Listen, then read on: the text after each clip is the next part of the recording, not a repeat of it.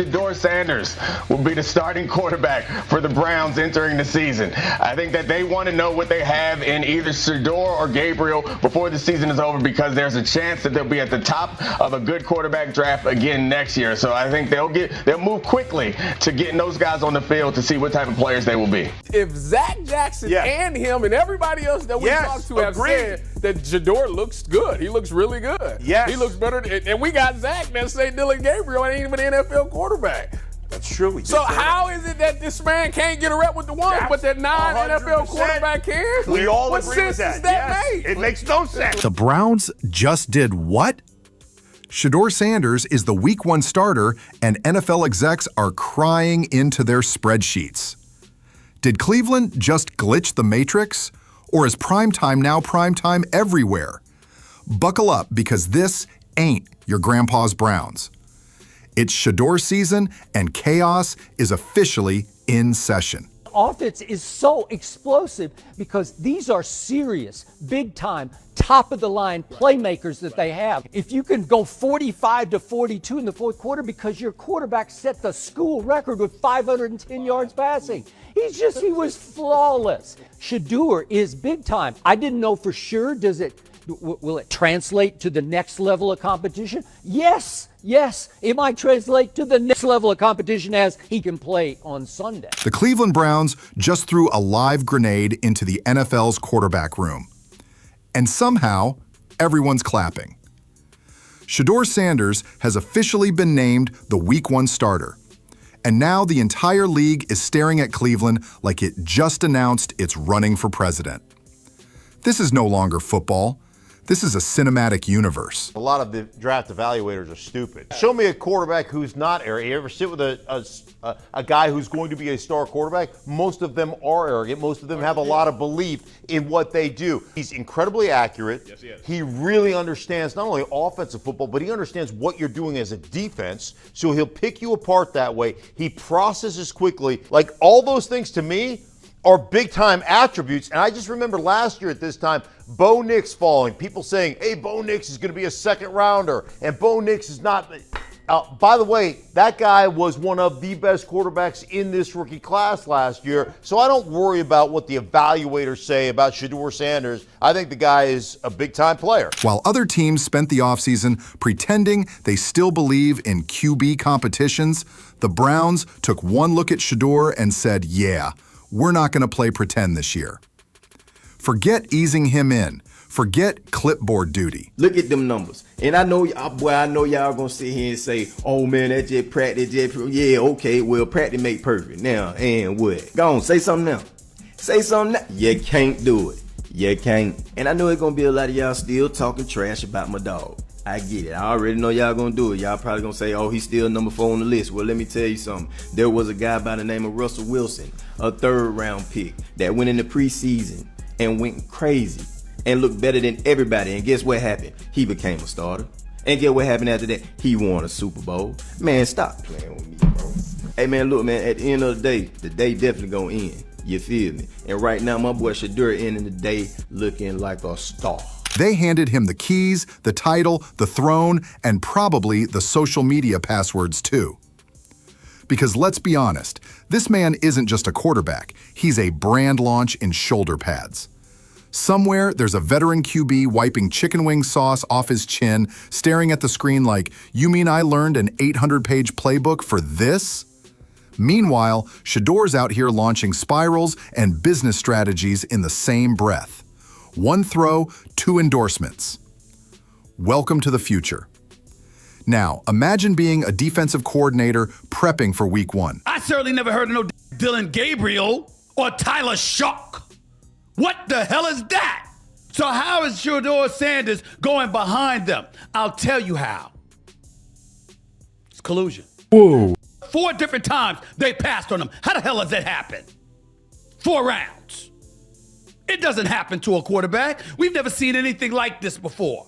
Shedeur Sanders with the watch. Shedeur Sanders with his bravado. Shedeur Sanders with this supposed arrogance or whatever. He's still bald. Brother can play. And all I'm saying is, if this kid is the dog and the motivated individual, he's got a lot of attributes that that lead themselves to being great at the next level. Yeah. And he's in a situation now that, he's going to get a chance to compete. All right now. Yeah. Shedeur, hit us up if you need any food recommendations out there in Cleveland, big dog. And good luck. Good luck becoming the starting quarterback for the Cleveland Browns, brother. I'm rooting for him. I fucking hope. I mean, talk about a great story. Are you kidding me? How can you not root for the guy right now? I hope he makes it and he brings all of the people that he brought to him to the meetings to the contract that he signs after he fucking leads him to some playoff game. You're expecting an overhyped rookie. You get Shedeur. You prepped for a deer in headlights. Instead, you're dealing with a fashion-forward assassin who walks into the huddle like he owns the stadium lease. He doesn't just run plays, he turns them into viral content. And let's talk about the Browns. This team once started 30 quarterbacks in 30 minutes. Or at least it felt like it. But now they've skipped the bridge guy, the backup guy, the we're still evaluating guy, and just slammed their chips on the primetime table. This isn't a rebuild, it's a televised revolution. Opposing fans are already foaming at the mouth. Not because they think Shedeur won't succeed, but because they know he will. And they hate it. It's not just that he's talented. It's that he shows up in designer shades, runs a 2-minute drill like a Wall Street merger, and leaves with a highlight reel and a content deal. They're not mad at his arm, they're mad he's cooler than their entire franchise. The unfortunate reality that the Browns are learning in the Shedeur Sanders experience is that once a player creates a distraction, the media will continue to try to make it a distraction. From everything I've seen, Shedeur Sanders has had a pretty good start to camp. I've watched some of his interviews. He seems much more focused, humble, and clear-headed. But the media doesn't care about that. The media is always going to try to make him seem like a distraction because it's not going to ever matter what he does. It doesn't matter what kind of leadership he shows, camaraderie with teammates and coaches. It doesn't matter how good he plays at camp. The media will constantly try to poke and prod at the Cleveland Browns players and coaches to make Shedeur seem like a distraction. And of course, the locker room debates are in full swing. Some players are still trying to figure out how to pronounce his name while he's busy rewriting rookie expectations. This isn't just a debut, it's a statement. Rookie QBs usually walk in wide-eyed and humble. Shedeur walked in like he had stock options in the organization. He probably does. Now the talking heads are melting down on live TV. Some are praising the move, like it's the second coming. Others are channeling their inner 2005 dad yelling about paying your dues. But deep down, they all know what's happening here. Shedeur Sanders didn't skip the line, he is the line. You either get with it, or you get left scrolling your fourth-string playbook wondering how you lost your job to a highlight reel. Let's be honest, this isn't your average rookie QB hype.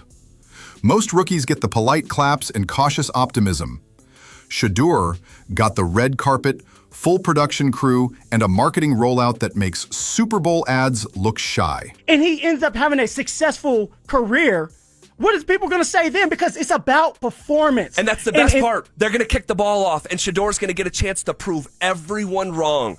But the league sent him a message yesterday. I don't think the league sent him a message. The league sent his father a message. I disagree. Oh, this is Shedeur is his own person. Is he? I've watched more of Shedeur Sanders since I first spoke about him a few days ago, and I have a bit of a different take on him now, or a more nuanced take. I still don't think he's worth tanking for, and it'll be a reach if somebody takes him first overall. But I've grown to appreciate him more as a prospect. First of all, I don't think I gave him enough of a pass for how bad his offensive line is. There were several times where I watched him drop way far back and set up at a depth that is unreasonable, but it's because the right tackle would get beat across his face instantly, and Sanders couldn't hitch up. 1 minute, he's at Colorado lighting up college football. The next, he's in Cleveland, and suddenly the dog pound is ordering gold chains and trying to figure out what having prime equity means. Meanwhile, somewhere in the AFC North, a very confused head coach is watching film like it's a horror movie. Wait, he did what on 3rd and 17? Why is the O-line smiling during a blitz? Is that man vlogging mid-snap? The normal NFL playbook has been burned, tossed, and replaced by a cinematic trailer narrated by Dion himself. And yes, before you ask, the veterans are watching. Some are nervous, some are jealous, and some are already wondering if they need to start posting on TikTok just to stay relevant. Because Shedeur's not just balling, he's redefining the game. 1 week in, and he's already reshaping the marketing budget, the fan base expectations, and the depth chart in ways that make traditional coaches break into a cold sweat. Yeah, teams didn't draft him because they didn't think he was first-round talent. And the quote we played and that's on the screen, I think is flatly wrong. We all know this shouldn't have happened. Yes, it should have. It should have happened because this wasn't. Now, again, teams can be wrong. The league as a whole can be wrong. Hell, the Baltimore Ravens drafted a 25-year-old tight end before they drafted Lamar Jackson in the same draft. The die is not cast on who Shedeur Sanders will be. The die is cast on what the NFL thinks of him. And the NFL thinks he is a player whose college production was very precisely made. Of course, the skeptics are still clinging to the usual arguments, but he hasn't played an NFL snap. And yet, here he is, named the starter. Not because the Browns ran out of options, but because they finally realized something the internet figured out 2 seasons ago. This guy isn't waiting for the league to accept him.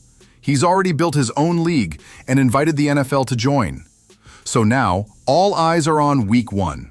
Not just because it's a new season, but because Cleveland just lit the fuse on something bigger, something wilder, something unapologetically prime. And if Shedeur Sanders rolls into that first game, launches a 60-yard touchdown, and flashes a grin that belongs on a GQ cover, just know the NFL didn't change him. He changed the NFL, and he's just getting started.